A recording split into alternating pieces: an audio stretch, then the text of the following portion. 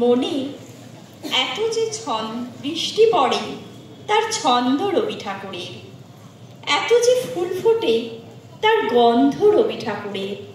তাই প্রতিদিনই তার জন্ম, কোনোদিনই মৃত্যু নেই। কালের কালা পাহাড় এসে যদি ভারতবর্ষ থেকে কোনোদিন সমস্ত ঠাকুরের পূজার প্রদীপ নিভিয়ে দিয়ে যায়, তবু একটি ঠাকুরের বেদি চিরকাল থাকবে মাটির সঙ্গে গাঁথা। কোন ঠাকুর? রবি ঠাকুর। যখন আমি অঘোর ঘুমে, যখন মধ্যরাত, তখন যাকে স্বপ্নে দেখি তিনি রবীন্দ্রনাথ। যখন আমার দুঃখ কষ্টে ভিতরে অশ্রুপাত, তখন তিনি দুঃখ ভোলান, তিনি রবীন্দ্রনাথ। যখন আমি হারিয়ে যাই, কেউ ধরে না হাত, তখন যিনি পৌঁছে দেন তিনি রবীন্দ্রনাথ। আমারও এক এক সময়ে তাকে ঠাকুর বলে মনে করতে ইচ্ছে করে। তাকে বুঝে অর্ধেক না বুঝে মনে হয় তিনি এক অতিকায় তেরা ডাকটি। তার নিচে নিশ্চিন্তে ভরকন্যা করছে আমাদের আবহমান সংস্কৃতি।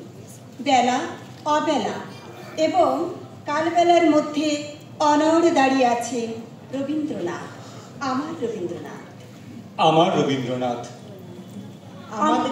আমার রবীন্দ্রনাথ, আমার রবীন্দ্রনাথ, আমাদের রবীন্দ্রনাথ। তাকে প্রণাম। কবিগুরুকে প্রণাম জানিয়ে আজকে আমাদের নিবেদন আবৃত্তি আলেখ্য আমার রবীন্দ্রনাথ। কণ্ঠে হৃদয়পুর আবৃত্তি কেন্দ্র, চন্দ্রানী ঘোষ, ঝুনু চক্রবর্তী, অদিতি অমৃত ভারতী, অপরাজিতা চক্রবর্তী, এথার মল্লিক, কাকলি ঢালি। প্রযোজনা হৃদয়পুর আবৃত্তি কেন্দ্র।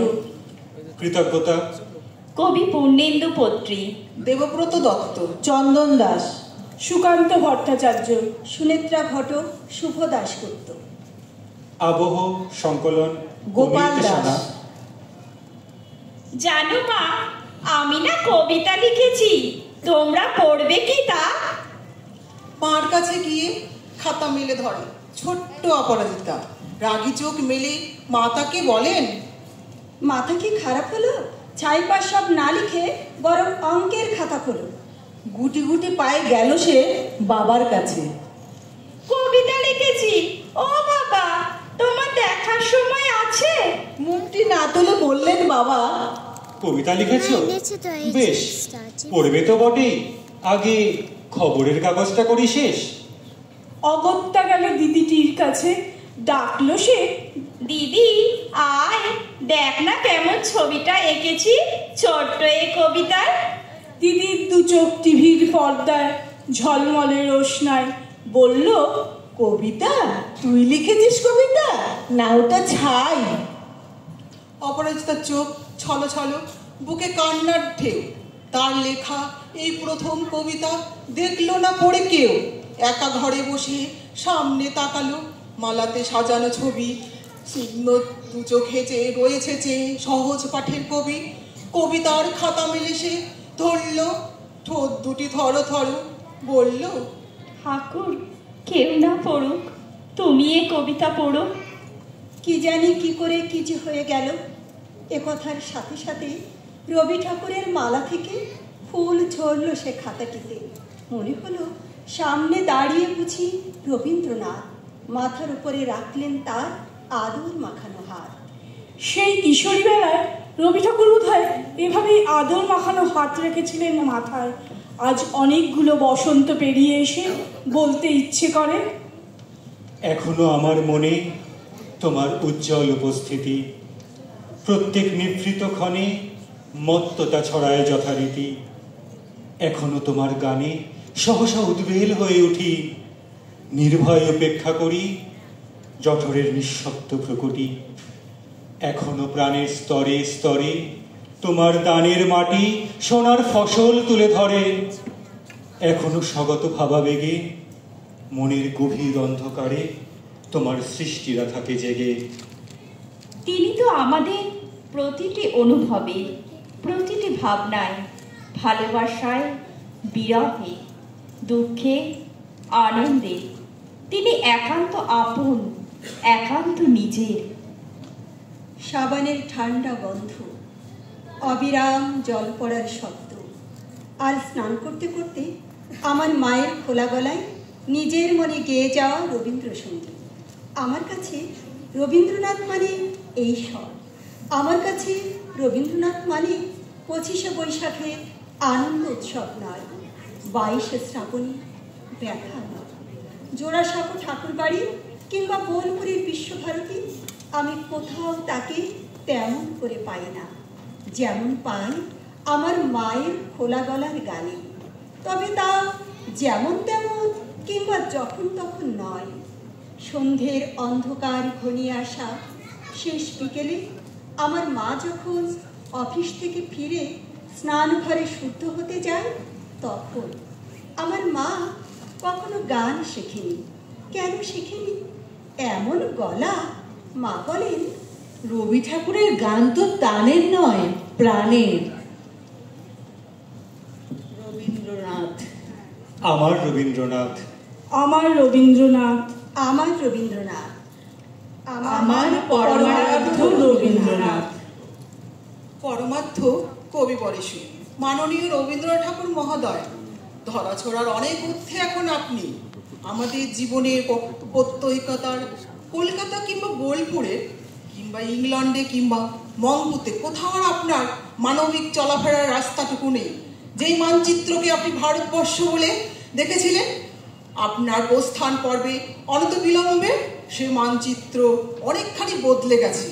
পাঞ্জাব, সিন্ধু, গুজরাট, মারাঠার সিন্ধু এখন পরদেশ।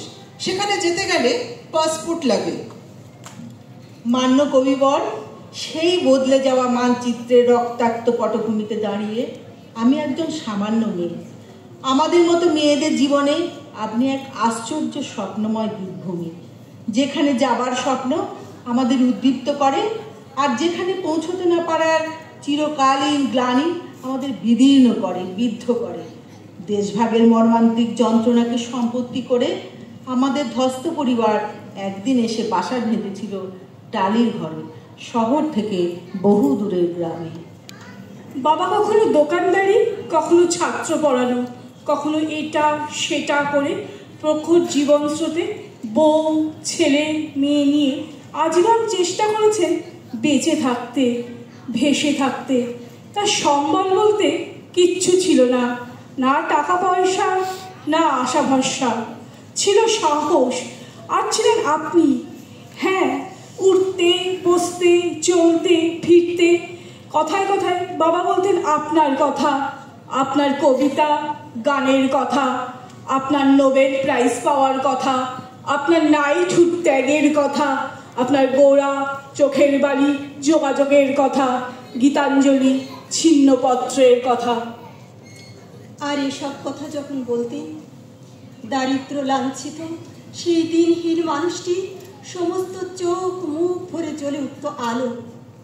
আমরা যারা শুনতাম, আমি, দাদা, মা, আমাদের দৃষ্টি চেনা পরিধির সীমা ডিঙিয়ে অসীম এক আকাশ উঠত জেগে, যে উদার নীলিমায় কেবল গান, কেবল ছবি, কেবল প্রশান্তি।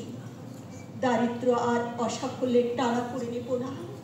আমাদের উদ্বাস্ত জীবনে আপনি ছিলেন এক অশেষ মাধুরী। কবি আপনার জানার কথা নয়, আমরা জানি, আমরা দেখেছি।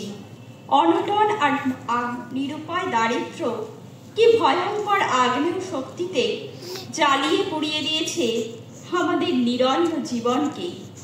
তবু যখন দিনগত পাপক্ষয় রূপান্তে এসে একটুখানি মাটির দাওয়ায় বাবা বসতেন, চৈত্রের সন্ধ্যার বাতাস কপালে নিয়ে, তখন নুয়ে পড়া, দুমড়ে যাওয়া সেই হতমান মানুষটি কি বিশ্বাসে যে গেয়ে উঠতেন, নাই নাই ভয়, হবে হবে জয়, খুলে যাবে এই দ্বার, খুলে যাবে এই দ্বার, নাই নাই ভয়।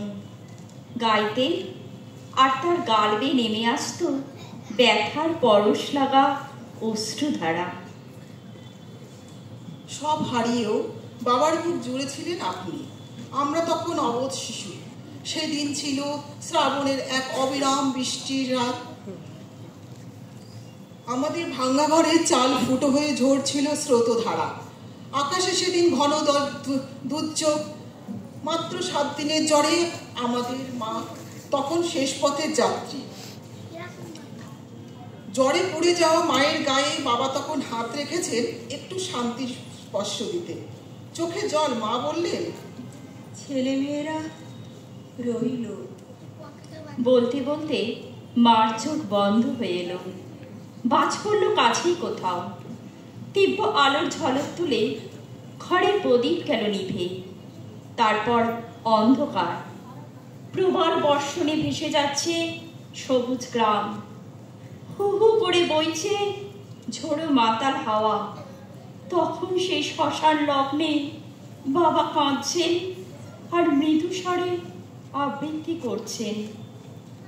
শেষ স্পর্শ নিয়ে যাব যবে ধরণীর, বলে যাব তোমার ধুলির তিলক পড়েছি ভালে। দেখেছি নিত্যের জ্যোতি দুর্যোগের মায়ার আড়ালে। সত্যের আনন্দ রূপ এই ধুলিতে নিয়েছে মূরতি। এই জেনে ধুলায় রাখিল প্রণতি। স্বাধীন ভারতবর্ষের মাটিতে অন্যরকম হাওয়া বাতাসে বড় হতে হতে আমার দুরন্ত দামাল দাদা জীবনযুদ্ধে নিজেকে জড়িয়ে নিয়েছিল অল্প বয়স থেকে। দাদা আমার নির্ভীক কণ্ঠে গাইত আপনার গান। সারাদিন হাড় ভাঙা পরিশ্রমের পর ঘরে ফিরে এসে এক একদিন শোনাতে চাইতো আপনার কবিতা। দৃপ্ত হিরণময় কণ্ঠে সে আবৃত্তি করত। হে সুন্দরী বসুন্ধরে, তোমা পানে চেয়ে কতবার প্রাণ মোর উঠিয়াছে গে। খিদিরপুরের এক কারখানায় দাদার সামান্য চাকরি। শিক্ষিত এক স্বাধীন ভারতীয় যুবক। কাজ না পেয়ে দুমুঠো ভাতের আশায় হাতুড়ে পেটাতো গনগনে বয়লারের সামনে দাঁড়িয়ে। ঘামে ভিজে যেত তার শরীর। তবু যখন সে মানি অর্ডার পাঠাতো, চিলতে একটুখানি জায়গাতেও সে লিখত, বোন, গানটা ছাড়িস না। গান আমার হয়নি কবি, আসলে বেঁচে থাকাটাই হলো না ঠিকভাবে। এখনো ছাত্র পড়াই, টিম টিম করে জ্বলে কেরোসিনের সান্ধ্য আলো। জীবন ছুটে চলেছে তার আধুনিক প্রগতির গাড়িতে চেপে। আমরা পড়ে রয়েছি বহু দূর পথের পাশে উপেক্ষায়। 25শে বৈশাখ আর 22শে শ্রাবণে শহরে শহরে কত গান, কত কবিতা, কত নৃত্যনাট্য। বড় লোকের সুসজ্জিত ড্রয়িং রুমের ঝকঝকে আলমারিতে আপনার অমূল্য রচনা সম্ভার। তবু কবি কেন জানি না বারবার মনে হয় ওই বৈভবের হাজার দৌড়েতে আপনি নেই। আপনি আছেন এইখানে, এই মর্তমাটির একেবারে কাছে। সবুজে শ্যামলে, ধুলোতে মাটিতে, এই শীর্ণ স্রোতা নদীর ঢেউয়ে, এই ভাঙা ঘরের দরিদ্র সকালে, এই ঝোপঝাড়ের জোনাকি ভরা অনারম্বর সন্ধ্যায়। 10 বছর কারখানা বন্ধ থাকার নিদারুণ যন্ত্রণায় দুমড়ে মুচড়ে ভেঙে গিয়েছিল আমার দাদার সব স্বপ্ন। ধীরে অথচ অনিবার্যভাবে দাদা বেছে নিয়েছিল আত্মহননের পথ। কলকাতা থেকে যখন দাদার মৃত্যু সংবাদ এলো, ছুটে গিয়েছিলাম সেখানে। গঙ্গার তীরবর্তী শ্মশানে দাঁড়িয়ে হু হু করে কান্নায় ভেসে গিয়েছিল আমার বুক। একা, একেবারে একা মনে হয়েছিল নিজেকে সারা পৃথিবীতে। আর ঠিক আশ্চর্য বধূলি লগ্নে প্রকৃতির সবটুকু মায়াকে সাক্ষী রেখে ওপারে দূরে বেজে উঠেছিল তোমার গান। ঘাসে ঘাসে পা ফেলেছি বনের পথে যেতে, ফুলের গন্ধে চমক লেগে উঠেছে মন মেতে। অমনি আমার সমস্ত অন্ধকার, সমস্ত বেদনা, গ্লানি যেন কোথায় দূরে হারিয়ে যেতে লাগলো। জীবনের কি এক আশ্চর্য বিশ্বাস তখন এসে স্পর্শ করলো আমায়। হু হু করার সে সন্ধ্যায় মনে আছে কবি, বুকের গভীরতম অনুভব থেকে গেয়ে উঠেছিলাম, আমার সুরগুলি পায় চরণ, আমি পাইলে তোমারে দাঁড়িয়ে আছো তুমি আমার গানের পারে। কবি, আজও তুমি আছো, প্রতিদিন আছো এই হতভাগ্য দেশে, অগণিত মানুষের চিন্তায় চেতনায় আছো প্রতিদিন দুঃখ সুখে ধ্বস্ত দিনলিপিতে।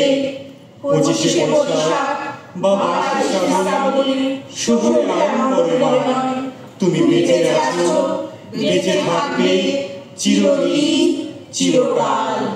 কবি আমাদের রবি ঠাকুর, আমাদের প্রাণের ঠাকুর, আমাদের রবীন্দ্রনাথ। নমস্কার।